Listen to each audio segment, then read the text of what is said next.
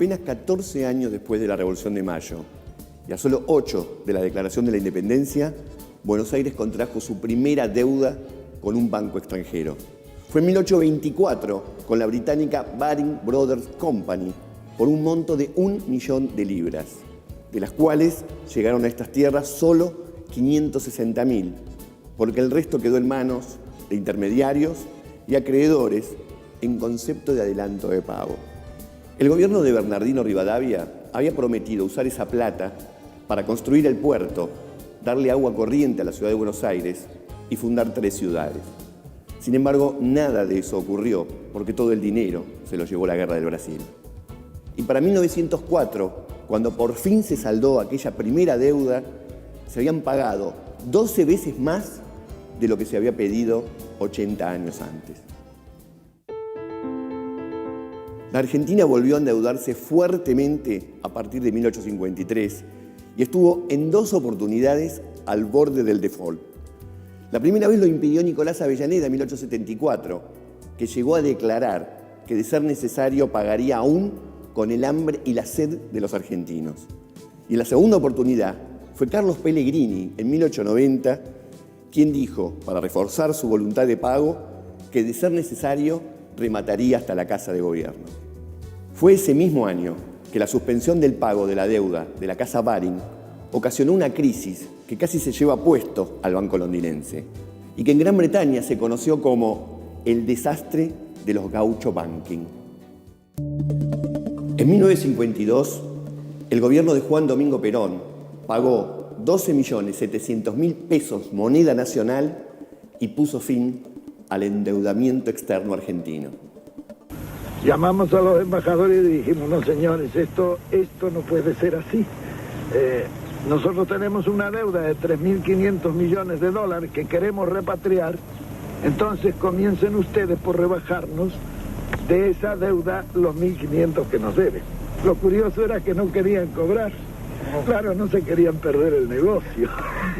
Sin embargo, tras el golpe de 1955, empezaron las negociaciones con el Fondo Monetario Internacional, que recién estaba creado, y recomenzó el proceso de endeudamiento. Los militares pidieron un préstamo de 700 millones de dólares para financiar importaciones y no lo pudieron pagar, lo que ocasionó una nueva crisis, esta vez con la Comunidad Económica Europea y con una oficina dedicada especialmente para gestionar este cobro, que luego fue conocida como el Club de París. La desclasificación de importantes documentos secretos norteamericanos demostró que durante el gobierno peronista surgido en 1973, la Argentina sufrió un bloqueo económico. No se le prestó dinero. Y no es casual que este bloqueo se haya terminado exactamente el día del golpe de Estado de 1976, cuando el Fondo Monetario Internacional, con sorprendente rapidez, desembolsó para los militares 110 millones de dólares que le permitieron resolver los problemas más urgentes.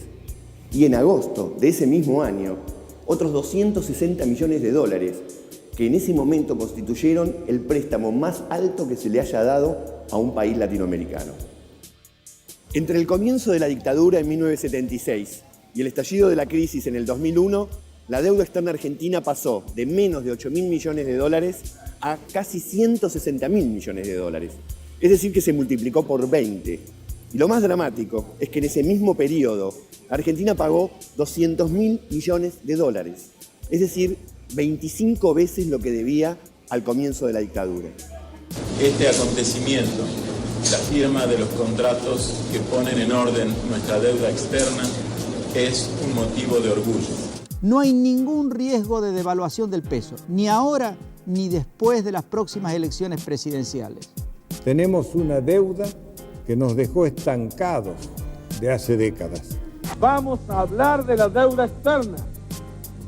En primer lugar, anuncio que el Estado argentino suspenderá el pago de la deuda externa. Repasos como el que acabamos de hacer demuestran que la deuda externa no es solamente un conflicto entre lo nacional y lo foráneo. En gran medida, es un instrumento que ha generado las condiciones para que las élites locales se apropien de impresionantes tajadas de riqueza de los sectores populares. Por eso, la independencia económica es soberanía nacional, pero también es un avance en la redistribución de la riqueza y de la integración nacional.